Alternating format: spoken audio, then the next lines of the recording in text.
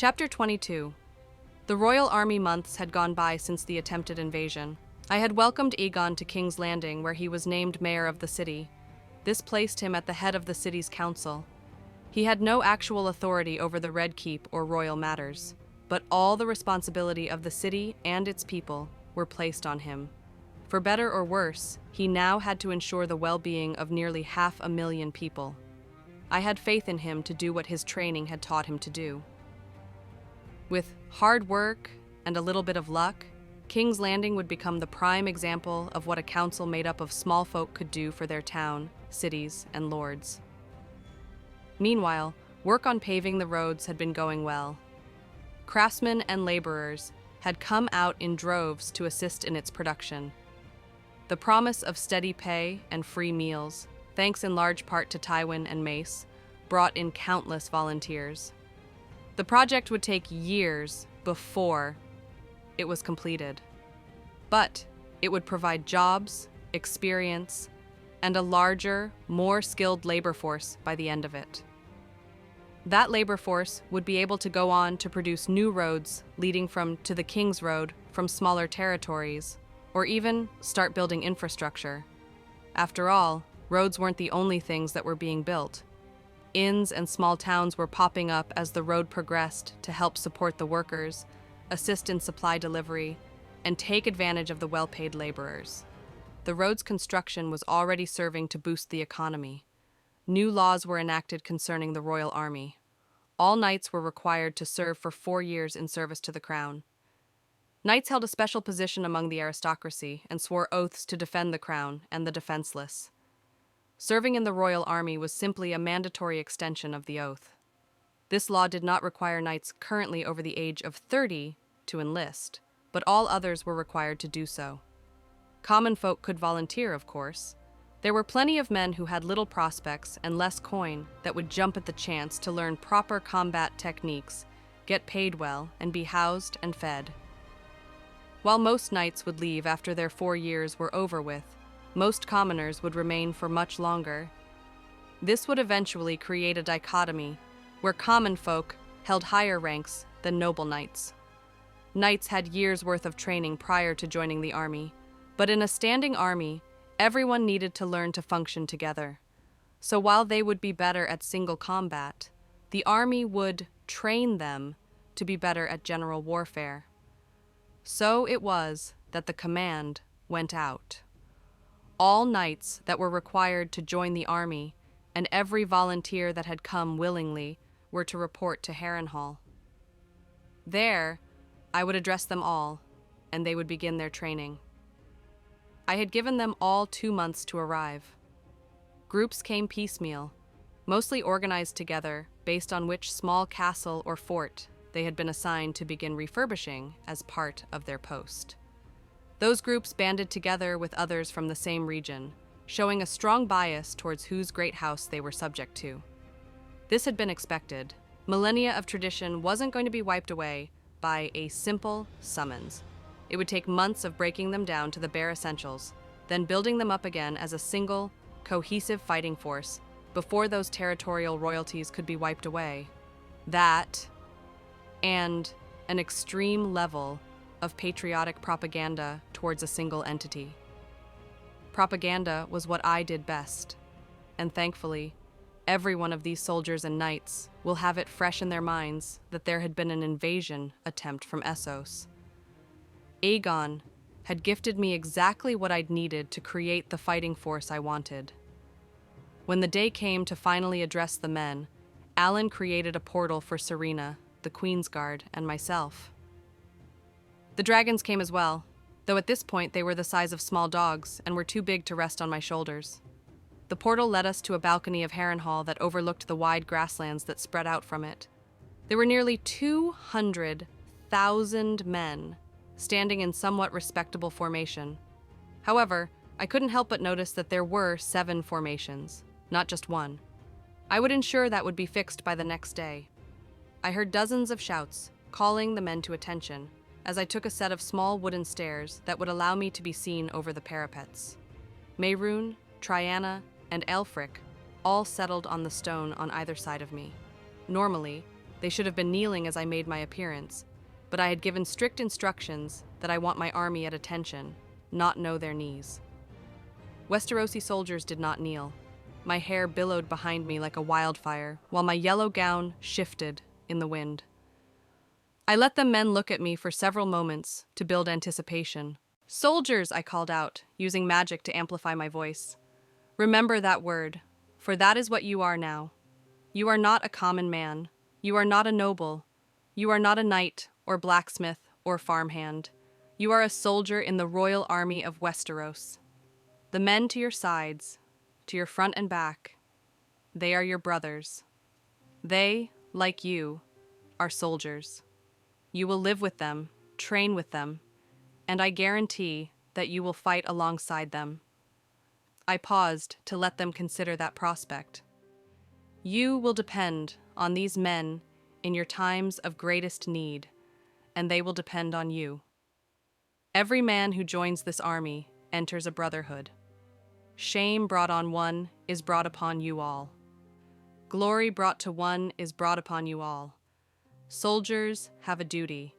They live and they die to fulfill that duty. And what is that duty, you ask?" Again, another pause to let them play over answers in their heads. "That duty is to protect the country of Westeros," I said emphatically.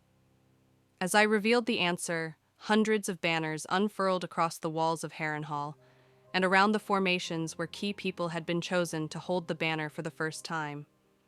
The banner was a bright yellow, with 7 black swords, each representing one of the 7 kingdoms, encircling a single 7-pointed star. "This," I continued, "is the only banner a soldier should concern himself with. The banner of Westeros, a single, united country with 7 powerful kingdoms. You are not Northerners or Stormlanders. You are not Dornish or Ironborn. You are Westerosi. Your blood is Westerosi. Your children and their children will be Westerosi. It does not matter where in Westeros you hail from, because you hail from Westeros." I pointed to the south. "Nearly all of you were encamped in the Stormlands when the Golden Company attempted to invade our shores. You saw all of Westeros come together in defense of our home. But you also saw 7 camps, led by 7 houses, with 7 different reasons for being there. This is not the way," I shook my head. "The royal army is the army of Westeros. It will be better trained, better equipped, and better prepared than any other. Because the royal army will have one purpose and one purpose only: to protect Westeros from any threat, foreign or domestic. For too long have Westerosi lords fought amongst themselves and shed the blood of their fellow Westerosi in the name of power, greed, or honor," I said with a determined tone. "Now, when a lord believes he will raise his banners to bring war to his fellow countrymen, he will need to consider the royal army, whose duty as soldiers it is to protect their countrymen. Such barbarism, such feudalism, has no place in Westeros. Our country is changing," I went on with a softer tone now. "Where before, blood was all that mattered, now actions will dictate a person's fate. No doubt you have heard rumors after the failed invasion that I was a commoner by birth. I stand before you now and tell you that this is true. Gaze upon me and see a person who had every disadvantage that our society could place upon her. Born a commoner, born a woman, born a dwarf." I stood there and let the truth of my words settle on them. Commoners were more likely to die from sickness or violence than nobles. Women were more likely to die to violence or childbirth. Dwarves were lucky to not be left in the woods to be taken by wild animals. By all rights, no one should have ever heard of me. "Yet here I stand," I exclaimed, "by my own actions, chosen from the great lords of Westeros to sit the Iron Throne. If I can do this, then there is nothing a soldier of the realm cannot do. You are soldiers. You are Westerosi. And you will be the greatest army this world has ever seen." The fervor of my speech had reached a peak, and then men roared their approval back at me. Today I see 7 formations, I shouted over them. Tomorrow I will see one. In 4 months' time, I will see this field muddied and broken from your efforts. But when it is decided that you are ready to proceed as soldiers, I will be there to thank you for your efforts. But before that, I offer you the chance at a remarkable prize. Serena stepped forward with a sheathed sword and handed it to me. I drew the sword from its sheath and held it aloft, so that the sun reflected off of the blade. The blade of the sword had flowing designs like Damascus steel, with a silver-plated handguard, a supple leather grip, and a dragon-glass pommel.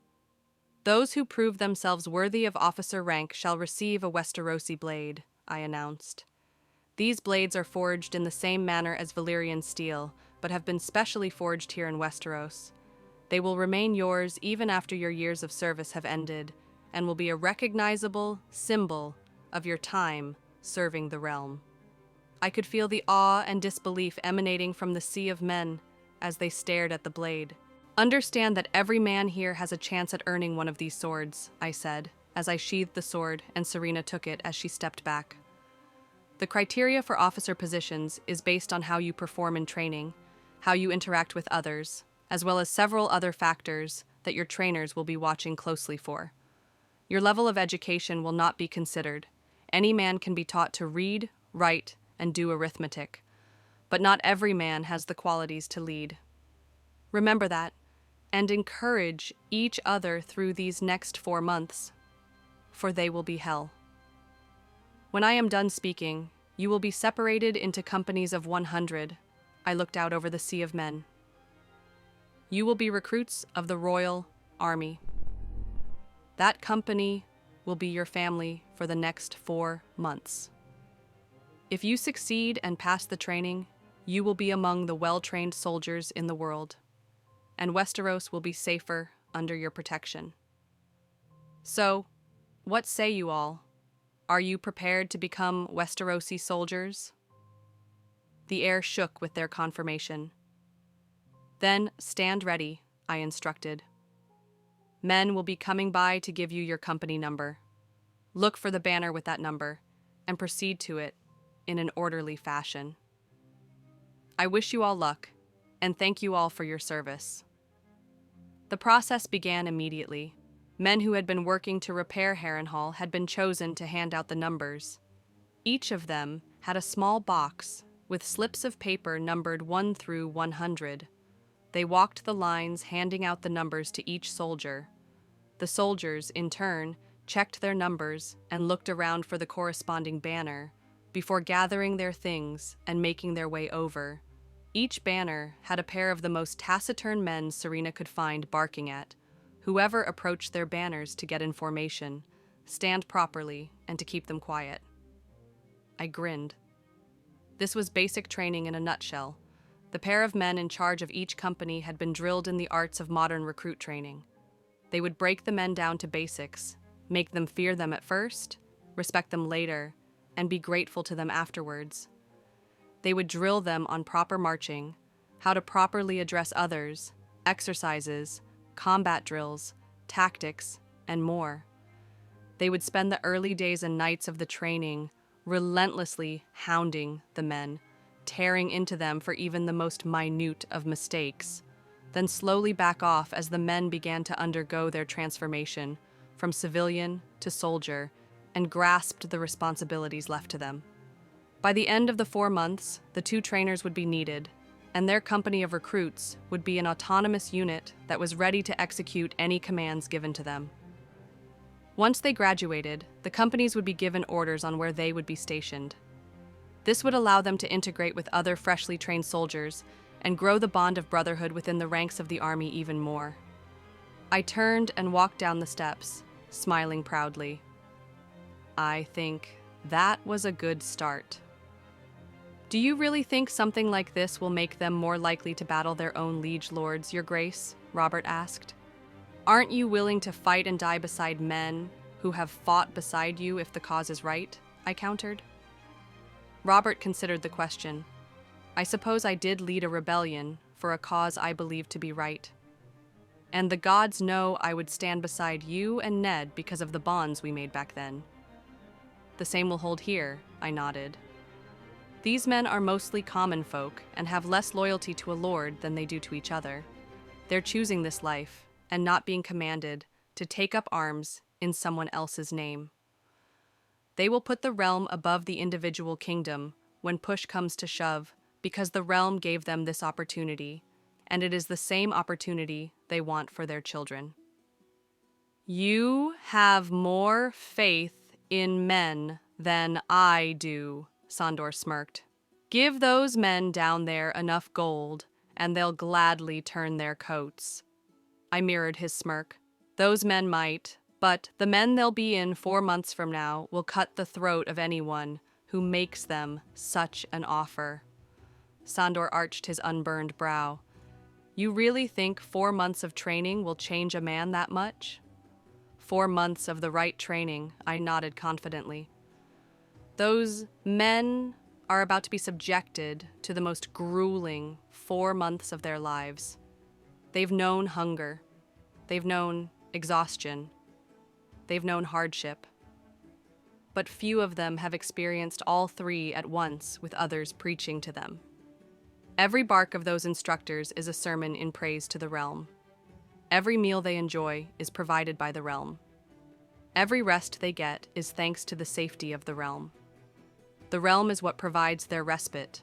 The realm is what will have built them into a professional soldier, and the realm will give them a life far better than any most of them could have ever hoped for.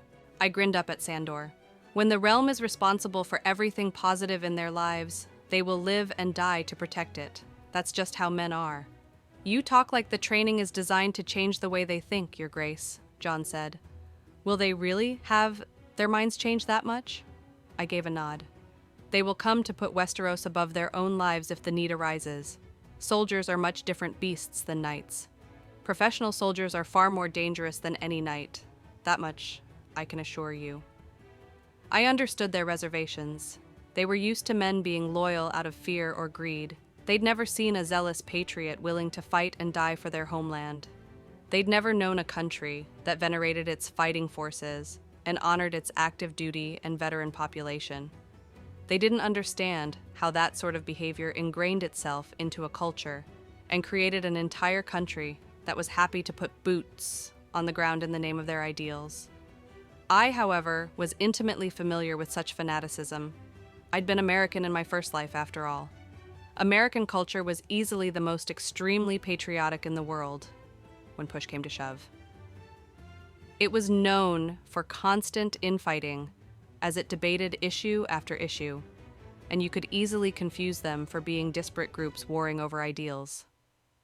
But if you'd ever seen America attacked, you'd know that all that infighting was simply arguments to find a better way forward.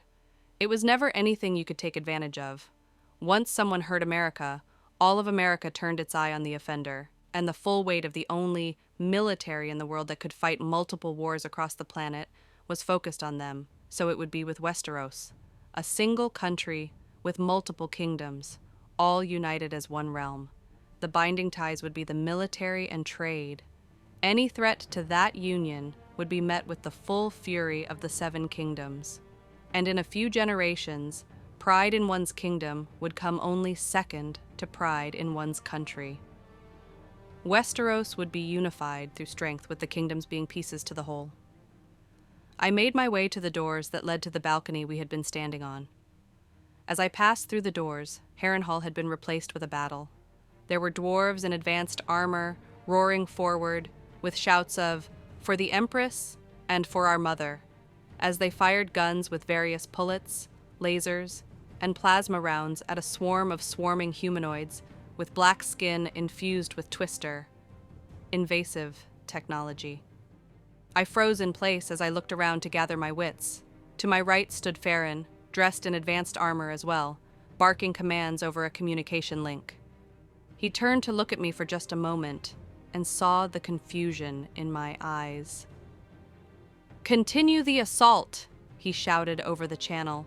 "We'll push them off our world, then bring the Empress aboard the Orzammar." "Farron?" I asked as I approached him, reaching out to take his hand in mine for comfort and reassurance. "What's going on?" He looked me in the eyes, searching for some sort of recognition. When he didn't find what he was looking for, he offered me a comforting smile. You're flashing between worlds again. How many times have you been back?